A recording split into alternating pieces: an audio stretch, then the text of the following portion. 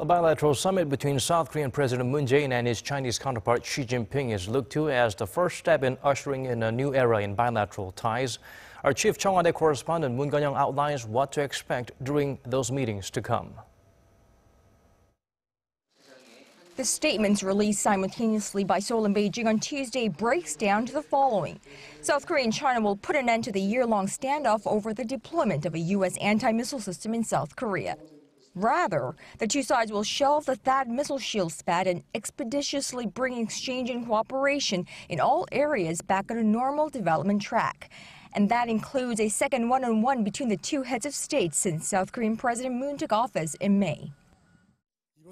South Korea and China have agreed to hold a bilateral summit between South Korean President Moon Jae-in and Chinese President Xi Jinping on the sidelines of the APEC summit in Da Nang, Vietnam next week.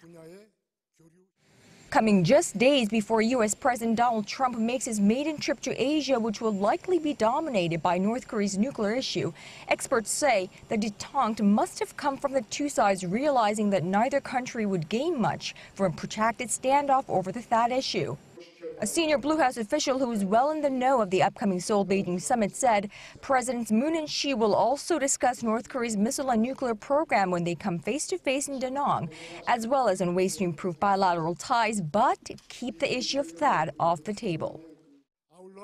Our two countries are also working towards President Moon's bilateral talks with Chinese Prime Minister Li Keqiang when they both take part in the ASEAN-related summits in Manila.